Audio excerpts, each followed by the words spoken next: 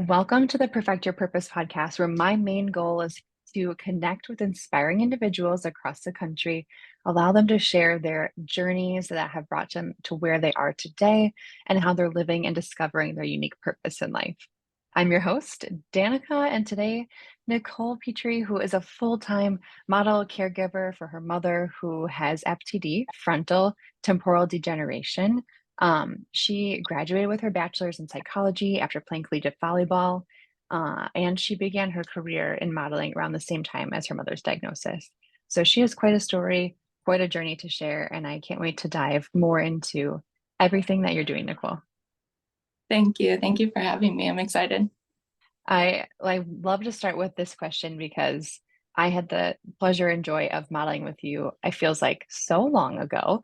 Yeah. But I just want to hear more about like what made you want to get into modeling with a background in psychology and just being like an athlete. What was it about modeling that kind of drew you in that direction? Yeah. So growing up, I did plays a lot. So I was kind of like in the acting world when I was little. And then once I got older into like high school and stuff, sports became like my main focus. So I went on to play collegiate volleyball, like you said, for a year.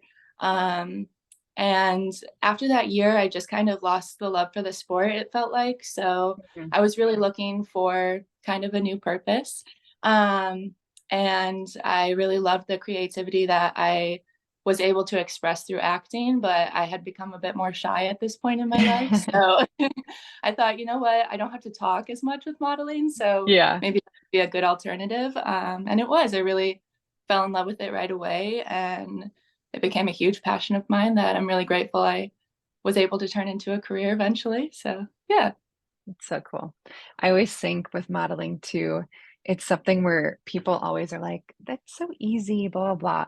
If you've ever actually been on a shoot, it is exhausting. Like, Oh my gosh, yeah. not you're not talking, but you are like physically giving like all of your internal emotions Yeah, to yeah. whatever like you're doing, whatever, whether it's video, whether if it's just photo. I feel like you're expressing from within so deeply that at the end of it, I'm like, wow, I am like mentally drained. People don't realize that about it.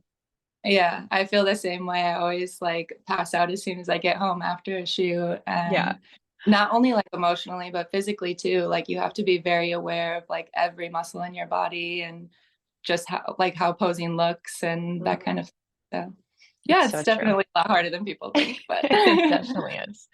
yeah. What was it like you starting your career in modeling? And it can be a very cutthroat industry, and it can take a long time to kind of get connected and build your portfolio essentially in the modeling world. And then that same time frame, you find out your mom's diagnosis.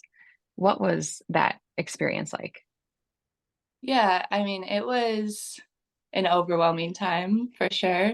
Um, Modeling was really great for me, like I said, because it was such a huge creative outlet for me. And so I felt like I was kind of able to use my shoots as a place to go for almost like a form of therapy. I could kind of Yeah, forget what's going on in my real life and just play a character or just really get into the shoot and express myself that way, which was really helpful for me. And it was nice. I was in college at the time as well, going for my bachelor's degree. And I, at the time, didn't know what I wanted to study either. So I was still trying to figure that out. I was a yeah, marketing major, but I wasn't loving it. And yeah. um, it was actually the experiences that I was going through in my life with my mom's diagnosis, with my Mm-hmm. emotional um, like coping that I was going through that really made me want to understand the human mind a lot more. Mm-hmm. And so that's why I started to take more psychology classes and then eventually switch my major over to psychology because the mind is a confusing thing. And especially when you're dealing with a family member going through a brain disease like that, Yeah. it's confusing, especially like FTD. There is very, very little research done on FTD. Um, Even now, and this was 10 years ago, so Yeah. even less then.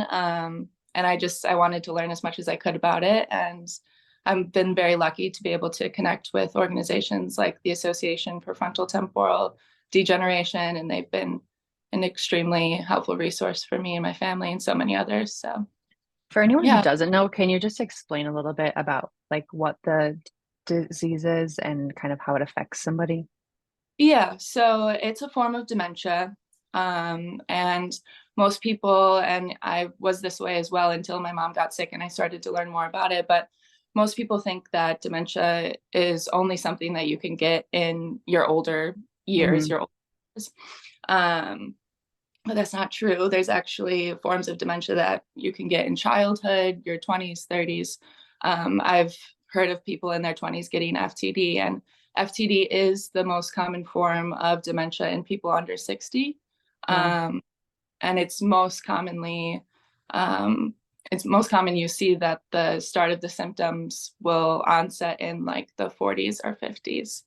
Okay. So my mom was seeing symptoms first in her late 40s and then was diagnosed at 51.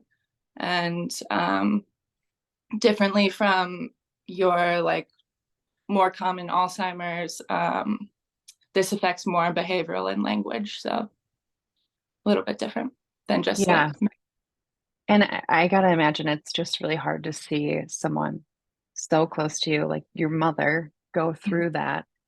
What was it like, finally learning about all of this and then your life really like changes overnight, mm-hmm, kind of like when all of this starts to happen and being her primary caregiver?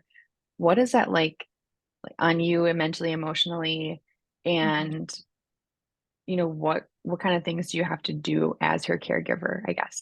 Because I think I had grandparents go through Alzheimer's and dementia, and I know like a lot of times it's the caregivers that get the brunt of everything, and it's really, mm-hmm, really hard for them. mm-hmm, mm-hmm.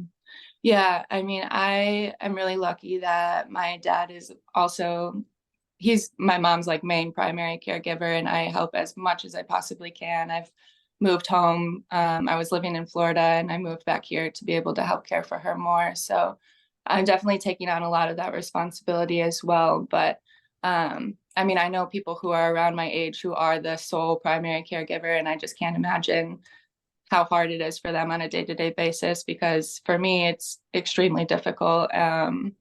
Just, I mean, like you said before, emotionally being able to learn those coping skills throughout the process. Yeah. I've gone through many years of therapy now, and just different things to help me stay positive on a day-to-day Hmm. basis.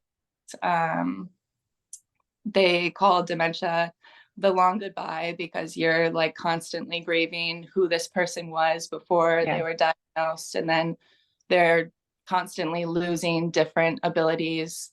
So it's definitely difficult, but I think sharing my story and sharing my experience and being able to connect with so many people who are going Hmm. through similar experiences, that really has helped me so much, because for quite a few years in the beginning, I didn't know anybody who was going through this. I didn't Yeah. have anybody that I could talk to about it that truly understood. So having that Right. support system is really important and has been very helpful. Yeah, absolutely. You always hear negatives about social media and the internet, but I do feel like that's obviously like a big positive, and there are a lot of wonderful things about social media that allows you to have community and Mm-hmm. learn from people and connect with people that normally you would have no idea are out there or exist or going through similar situations. Yeah, Um, definitely. it's super helpful.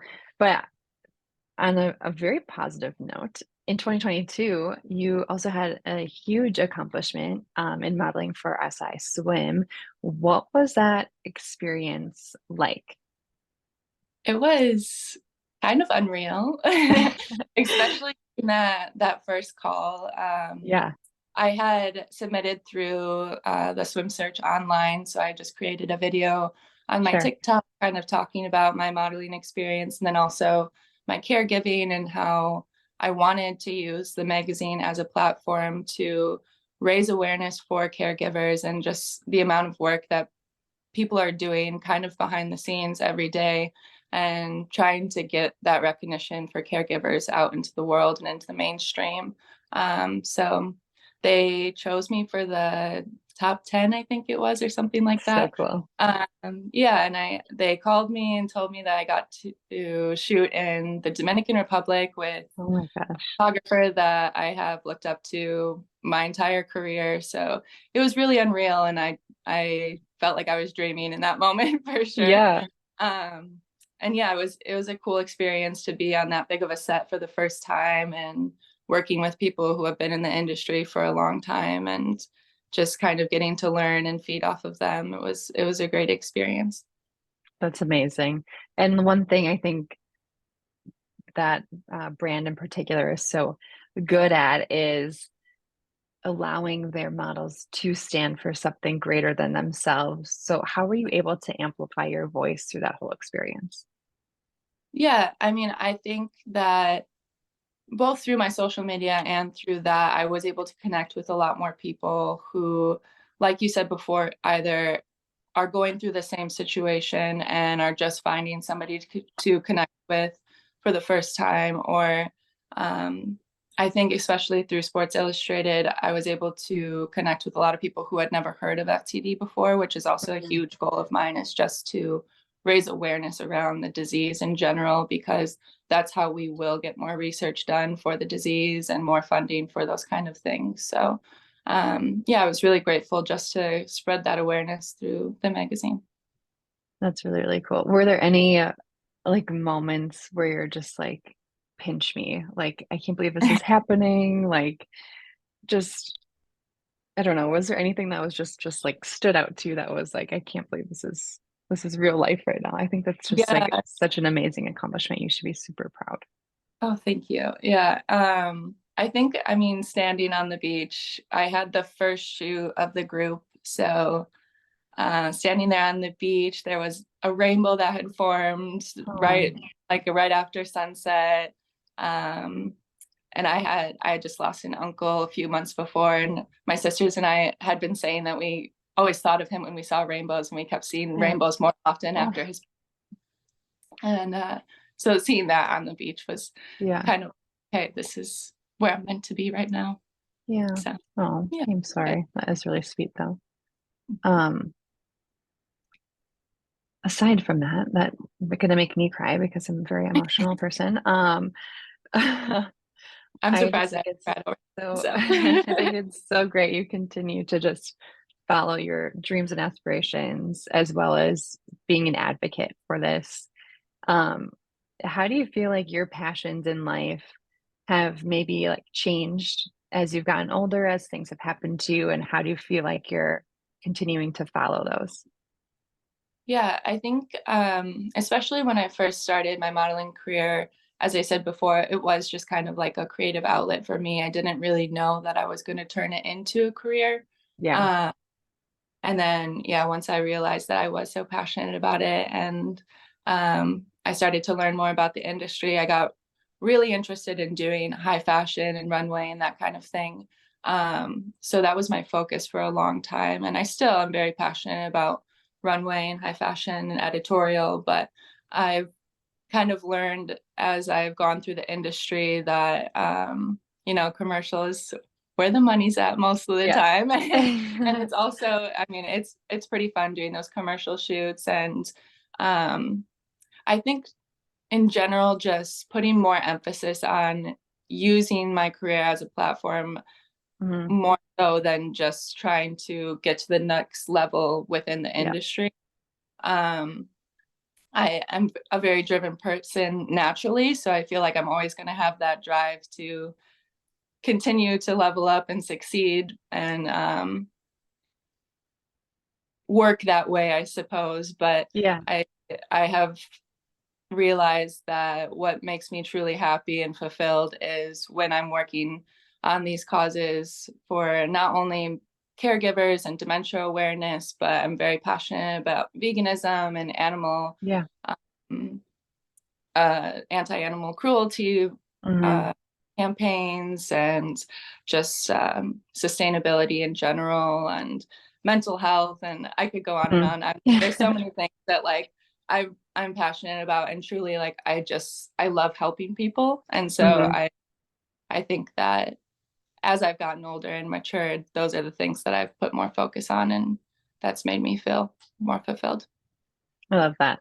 It's so true. I always think about that. I'm like, but what about these people and Hmm. animals and like Yeah. how are we going to save the world essentially? Because I care about it all, but we're Yeah. only like one person. But I think anything you can do as that one person is a step forward and it's going to create a ripple effect. So keep Exactly. making those footprints would be my best thing to say to that.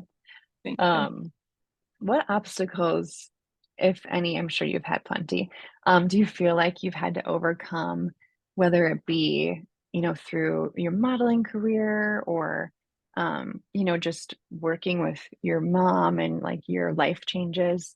Are there any Mhm. that stick out to you that kind of helped shape who you are or just were really good learning lessons in life? Yeah, definitely.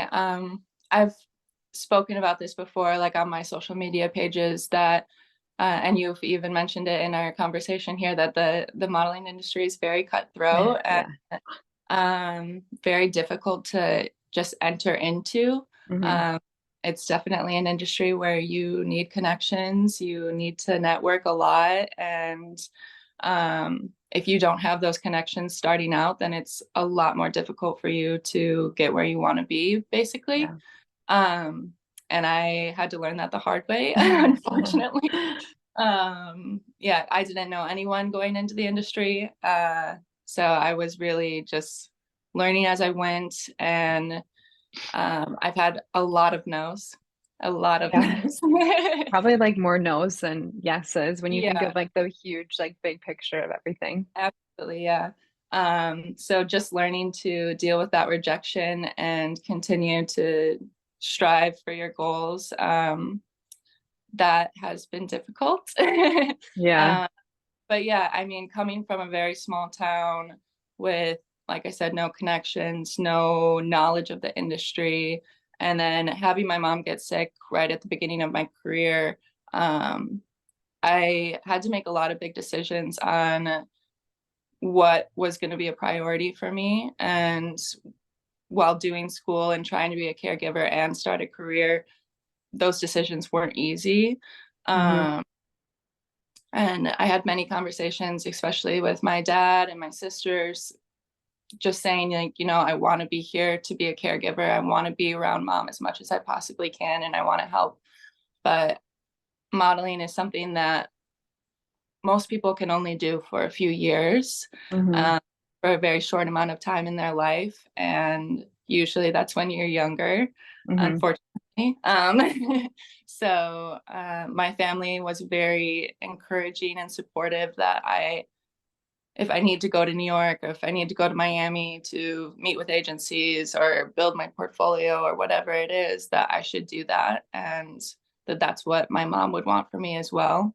Um, and so it still was a hard decision to make, but I Yeah. did go do those for a while, and now I'm back and I'm gonna model in Chicago and travel when I can because my Mhm. dad is over here. And now I have an amazing partner who's also been extremely helpful and kind of taking on some of the caregiving. So I That's mean, yeah, fantastic. I mean, there's always obstacles, and I think that um, that's something I do a good job at maybe hiding on social media Yeah. is the hard parts, which I don't know if I necessarily mean to or not, but Yeah. social I was gonna media ask you, is like, what always a are highlight some reel. Yeah, sorry. I was No, gonna you're say, good. like, what are things people I feel like don't see on social media that you wish people knew more about? And I can definitely relate. I feel the same way as like it's so much easier to celebrate and Mm, promote your wins, but people don't always see like the really hard days yeah. um that you go through, often probably. Yeah, yeah, and it's interesting when I do try to share those kind of things because there are people who are very grateful to see that side of Mhm. it. But then there are also people who are like, oh, you're just complaining. Like, you're a model. You should just be happy that you have like this cool job or like Yeah. whatever. And I'm like, yeah, it's cool, Yep. but there's also like some downsides to it, Right. and like even when I talk about like some of the hard parts of caregiving, people will be like, oh, well, like you have 1 million followers, like you shouldn't care, it shouldn't matter. I'm like, it's still my mom, she's still sick. It's Yeah, still like it hurts. But right. I do think it is important to show that because there are so many other caregivers and models and everybody's going through something. And if I Hmm. can try to share that experience and kind of let people know that they're not alone in that struggle, then that's what I want to do, I guess. Yeah, no, that's so true. I think when you tear down the layers of followers or accomplishments or recognitions or looks or any of that stuff, at the end of the day, we all blood flows through our veins. We're all human, and Hmm. people are so easy to forget that aspect of it. And Yeah. not that you're not grateful for the things that you can do, but it doesn't Yeah. mean that, you know, hardships don't discriminate against any type Mm. of person. They still hit us all in different ways. So I think Yeah. everyone needs to remember that a little bit. Yeah. Yeah, definitely. And that's Uh, part of my whole message is that I want people who are going through these hard times to realize that like life isn't over. It's yeah, it's still gonna go on and good things are still gonna happen in the future, even if it doesn't feel like it right now. So you just have to keep pushing through. I love that. What, if you could give like advice to anyone trying to discover like their purpose or what they, everyone has like a story to share. Like if they have a story to share to have the courage to speak up, what would you say to them? I would say go for it. I mean, there have been a lot of things that I've shared in my life that have been scary to share, but Mhm, after I've done it and it's gone out to the right people, I think every time it's made me a stronger and better person and it's helped me connect with more people. So I definitely encourage everyone to share their stories, talk about what they're going through. It doesn't even need to be on social media. It can just be with mhm, the people in your lives or um, coworkers, people at school, just talking mhm. about them helps everyone. And I think if we talked about those things, even with the people in our lives, then like we would have a lot easier time. I know there are so many people who are caregivers who don't talk about it. Like they're some of their best friends and their coworkers that they see every day don't know that they're a caretaker or a Yeah, caregiver.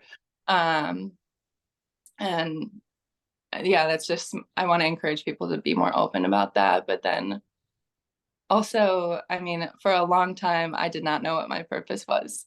yeah, Like I said, especially when I didn't know what I wanted to study, I didn't know where I mhm, wanted to live, I didn't know what was going to happen with my mom. Like I was very lost at that time. And I think the best advice that I got was just to try everything. Like don't don't judge anything before you try it. Just mhm. go first into everything. I took every class I could. I tried some extracurriculars. I went to little clubs and stuff. And I tried to see what sparked my happiness. And Yeah, that's how I've gotten to where I am, I think. So, I love that. I think it's so true too. Um, there's so many opportunities in the world. So just being able to have an open mind and approach them uh, mhm, with excitement and mhm. curiosity is super important. Yeah, Well, exactly. lastly, where can people follow your journey, just continue to support you and learn from you?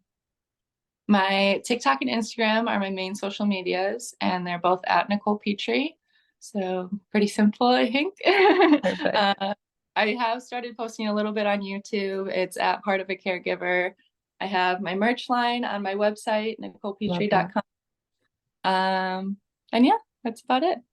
Perfect. Well, thank you so much for joining me today and sharing your story. And I know that it's going to touch plenty of lives. Oh, thank you. Thank you for having me again.